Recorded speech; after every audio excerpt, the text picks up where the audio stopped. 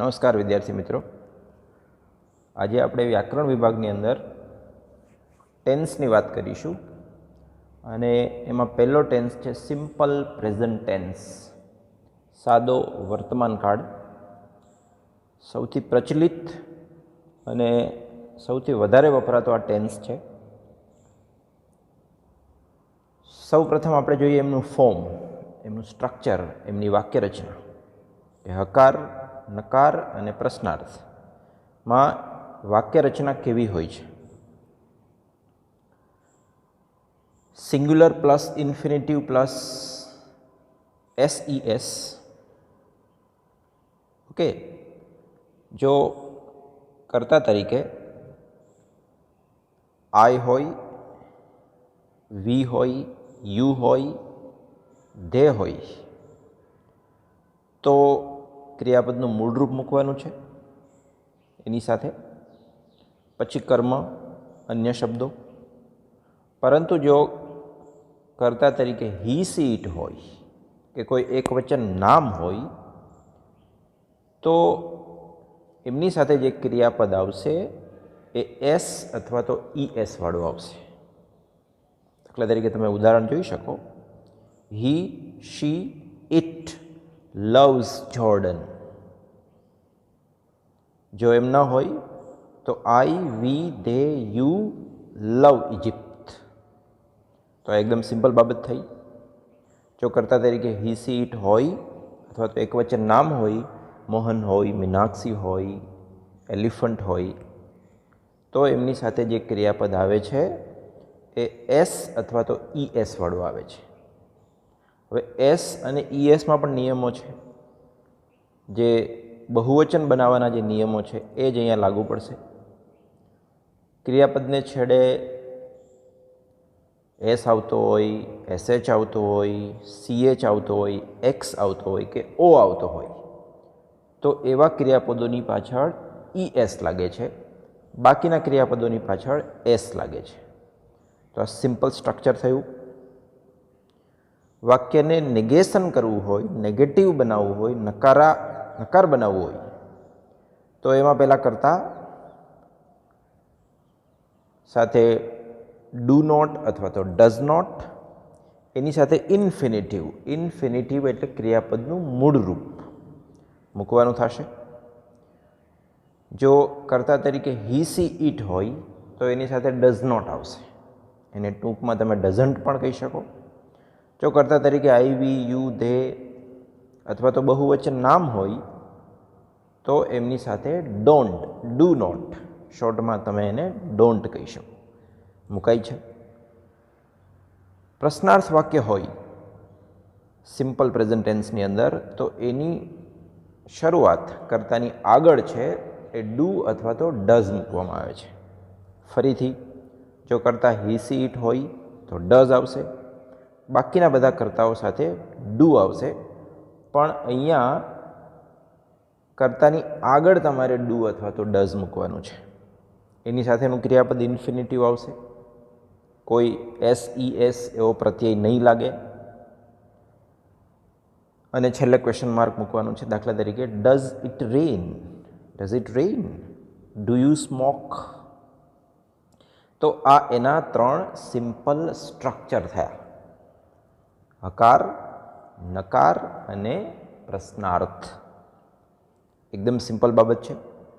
કર્તા, ક્રિયાપદ, મૂળરૂપ ઇન્ફિનિટિવ અથવા તો SES વાળું, પછી કર્મ હોય તો અન્ય શબ્દો. અન્ય શબ્દોની અંદર એડવર્બ્સ હોઈ શકે. એડવર્બ્સ એટલે સ્થળ સૂચક શબ્દો હોઈ શકે, સમય સૂચક શબ્દો હોઈ શકે. નેગેટિવની અંદર તમારે ડુ નોટ, ડઝ નોટ મૂકવાનું છે. અને ક્વેશ્ચન્સની અંદર ડુ અથવા તો ડઝ છે એને કર્તાની આગળ મૂકવાનું છે. બરાબર. હવે વાત કરીએ સમય સૂચક શબ્દો, ટાઈમ એડવર્બિયલ્સ. તમારી યુનિવર્સિટીની પરીક્ષામાં ફિલ ઇન ધ બ્લેન્ક્સ પૂછાશે વર્બ ફોર્મ્સની. એટલે વાક્ય આપ્યું હોય અને એ વાક્યમાં જે ખાલી જગ્યા આપેલી હોય એ ખાલી જગ્યામાં એ વાક્ય વાંચી અને કયા કાળનું વાક્ય છે એ પ્રમાણે તમારે એમાં ક્રિયાપદ મૂકવાનું થશે. તો વાક્ય કયા કાળનું છે એ તમને કેવી રીતે ખબર પડશે? તો એ વાક્યમાં આપેલા જે સમય સૂચક શબ્દો છે, ટાઈમ એડવર્બિયલ્સ, એના આધારે તમને ખ્યાલ આવશે કે વાક્ય સિમ્પલ પ્રેઝન્ટ ટેન્સનું છે કે સિમ્પલ પાસ્ટ ટેન્સનું છે કે સિમ્પલ ફ્યુચર ટેન્સનું છે અથવા તો કોઈ પણ ટેન્સનું. તો આ ખૂબ મહત્ત્વનો પાર્ટ છે. આપણે જોઈએ કે સાદા વર્તમાન કાળની અંદર સમય સૂચક શબ્દો કયા છે. ઓલવેઝ હંમેશા, યુઝ્યુઅલી સામાન્ય રીતે, રેગ્યુલરલી નિયમિત રીતે, એવરી ટાઈમ દર વખતે, ઓફન અવારનવાર, સમટાઈમ્સ ક્યારેક ક્યારેક, યરલી વાર્ષિક, નોર્મલી સામાન્ય રીતે, ઓકેઝનલી પ્રસંગોપાત, ફ્રોમ ટાઈમ ટુ ટાઈમ સમયે સમયે, વખતો વખત, ટ્વાઇસ અ બે વખત, દિવસમાં બે વખત, અઠવાડિયામાં બે વખત, મહિનામાં બે વખત, રેરલી ભાગ્યે જ, સેલ્ડમ પણ એનો જ સિમિલર છે ભાગ્યે જ, હાર્ડલી એવર એ પણ ભાગ્યે જ, ફ્રિકવન્ટલી છે અવારનવાર, સ્કેર્સલી એ પણ ભાગ્યે જ. તો રેરલી, સેલ્ડમ, હાર્ડલી એવર અને સ્કેર્સલી. વન્સ અ જેમ ટ્વાઇસ અ બે વખત, એવી રીતે વન્સ અ એક વખત, once a week, once a month, once a year, never કદી નહીં, ડેઇલી દરરોજ, એવી રીતે એવરી ડે પણ કહી શકાય, વીકલી અઠવાડિયામાં, મંથલી મહિનામાં, જનરલી સામાન્ય રીતે. તો આ બધા શબ્દો છે એ સિમ્પલ પ્રેઝન્ટ ટેન્સ સૂચવે છે. વાક્યની અંદર આમાંનો કોઈ શબ્દ તમને જોવા મળે તો સામાન્ય રીતે વાક્ય સિમ્પલ પ્રેઝન્ટ ટેન્સનું હોય છે. હવે જોઈએ એમનો મહત્ત્વનો ભાગ, એમનો ઉપયોગ, એમનો યુઝ, ક્યાં વપરાય, ક્યારે વપરાય છે. તો પહેલો ઉપયોગ છે હંમેશની ટેવ દર્શાવવા માટે, કોઈ હેબિટ બતાવવા માટે. દાખલા તરીકે I get up at 6 o'clock in the morning every day, daily. She gets up, I get up થયું, સી ગેટ્સ અપ થયું at 5 o'clock. Mother drinks tea, એની હેબિટ છે. Father eats fruits, you go for a walk, children play games. તો આ બધા sentences છે habit બતાવે છે.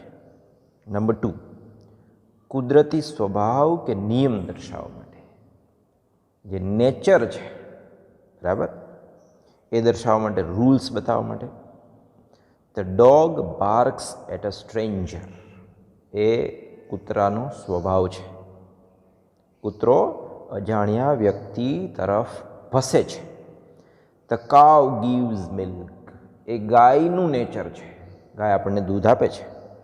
એનિમલ ઇટ્સ ગ્રાસ, પ્રાણીઓ ઘાસ ખાય છે. વાઇલ્ડ એનિમલ્સ ઇટ મીટ, એ માંસ ખાય છે. તો આ એમનું નેચર છે. આમાં તમારે સમય સૂચક શબ્દોની પણ જરૂર નથી, તમને ખ્યાલ જ આવી જાય કે આ કોઈના નેચરની વાત છે. નંબર 3, સામાન્ય કે સનાતન સત્ય દર્શાવવા માટે, એ યુનિવર્સલ ટ્રુથ છે, જે જનરલ ટ્રુથ છે એ દર્શાવવા માટે પણ સિમ્પલ પ્રેઝન્ટ ટેન્સ વપરાય. દાખલા તરીકે the sun rises in the east, the sun sets in the west, honey is sweet. આ એક સનાતન સત્ય છે, મધ મીઠું જ હોય wherever you go. So honey is sweet. Gold is precious, fortune favours the brave. સોનું કિંમતી હોય છે, વધારે કિંમતી થતું જાય છે, અને બહાદુરને એનું નસીબ સાથ આપે છે. આપણે સરસ મજાની એક ઉક્તિ છે, ફોર્ચ્યુન ફેવર્સ ધ બ્રેવ. 4, ઐતિહાસિક વાત કે બનાવને દર્શાવવા માટે, કોઈ ઇતિહાસની એવી ઘટના છે બરાબર જેને તમારે નાટ્યાત્મક રીતે રજૂ કરવી હોય તો પણ સિમ્પલ પ્રેઝન્ટ ટેન્સ વાપરી શકાય. Ashok then goes to Kalinga, Ashok નામના રાજા પછી કાલિંગામાં જાય છે ભલે પાસ્ટમાં થઈ ગયું છે, પણ તમે જ્યારે રજૂ કરો છો ત્યારે નાટ્યાત્મક રીતે રજૂ કરો છો. The army kills many soldier. લશ્કરે ઘણા બધા સૈનિકોને મારી નાખ્યા. બરાબર, એ ઐતિહાસિક ઘટના છે, પણ તમે એને હિસ્ટોરિકલ ઘટનાને ડ્રામેટિક રીતે રજૂ કરો છો. કોઈ પણ મેચ આવતી હોય, રાઈટ, ક્રિકેટ મેચ હોય, ફૂટબોલ હોય, હોકી હોય, તો એમની જ્યારે કોમેન્ટરી આવતી હોય, આંખે દેખ્યો અહેવાલ, તો એમાં બધા એક્શન્સ ચાલુ હોય છે, બધી ક્રિયાઓ ચાલુ હોય છે. તો ખરેખર ત્યાં ચાલુ વર્તમાન કાળ વપરાવો જોઈએ, બટ ઇન્સ્ટેડ ત્યાં સિમ્પલ પ્રેઝન્ટ ટેન્સ વપરાય છે. હા, યાદ રાખજો, દરેક રનિંગ કોમેન્ટરીની અંદર ક્રિયાઓ ચાલુ હોવા છતાં ચાલુ વર્તમાન કાળને બદલે સાદો વર્તમાન કાળ વપરાય છે. તો એ પણ એમની ડ્રામેટિક ઇફેક્ટ બતાવે છે. હિયર કમ્સ ધ કિંગ, નાટ્યાત્મક શૈલી દર્શાવવા માટે here comes the king, there goes his wife, એના ડ્રામેટિક પ્રેઝન્ટ પણ તમે કહી શકો. કોઈ અવતરણ કે કહેવત દર્શાવવા માટે કિટ્સ સેઝ, કિટ્સ એક પ્રખ્યાત ઇંગ્લિશ કવિ છે, એમણે કીધું a thing of beauty is a joy forever. એક સુંદર વસ્તુ કાયમી, હંમેશના માટે ખુશી આપનારી હોય છે. તો આ એક અવતરણ છે, આ કિટ્સનું અવતરણ છે. બરાબર. All that glitters is not gold, આ કહેવત છે, બધું ચમકતું સોનું નથી, બધું પીળું સોનું નથી. Time and ટાઈડ weight four none, સમય અને દરિયાની ભરતી કોઈની રાહ જોતા નથી. આ પણ એક કહેવત છે. Only the brave deserves the fair, બહાદુર છે એ જ યોગ્ય પરિણામને લાયક છે. જે બ્રેવ છે એ જ ડિઝર્વ કરે છે. એના પછી ભવિષ્યની યોજના નિશ્ચિત હોય ત્યારે ભવિષ્યની ક્રિયા દર્શાવવા માટે, તમે કોઈ ફ્યુચરનો પ્લાન ઘડ્યો છે અને ફિક્સ્ડ છે, તો એ ફિક્સ થયેલા પ્લાન માટે, ફિક્સ થયેલી ક્રિયાઓ માટે, એ નિશ્ચિત થયેલી ક્રિયાઓ માટે પણ તમે સિમ્પલ પ્રેઝન્ટ ટેન્સ વાપરી શકો. ફ્યુચર ટેન્સ પણ વાપરી શકાય, આ પણ વાપરી શકાય. She goes to Bombay next week, તેણી આવતા અઠવાડિયે મુંબઈ જાય છે. When does the school reopen, સ્કૂલો ક્યારે ખુલશે? વી મીટ ટુમોરો એટ 6, આપણે આવતીકાલે 6 વાગે મળવાના છીએ. દે લીવ ફોર લંડન ટુમોરો, તેઓ આવતીકાલે લંડન જવા નીકળશે. હમણાં છેલ્લો યુઝ, સમય અને શરત દર્શાવવા ઉપવાક્યોમાં સિમ્પલ ફ્યુચર ટેન્સની જગ્યાએ વપરાય છે. જે શરત દર્શક વાક્યો છે, કન્ડિશનલ સેન્ટેન્સીસ, ઇફ અને અનલેસથી બતાવીએ છીએ. બરાબર, ટીલ અને અનટીલથી બતાવીએ છીએ, એમાં સમય પણ બતાવી શકાય. તો એવામાં જે ક્લોઝ છે, બરાબર, જે સબસિડરી ક્લોઝ છે, ઉપવાક્ય છે, દાખલા તરીકે I shall wait till you come. I shall wait એ સિમ્પલ ફ્યુચર ટેન્સનું વાક્ય છે. ટીલ યુ કમ એ સિમ્પલ પ્રેઝન્ટ ટેન્સનું વાક્ય છે.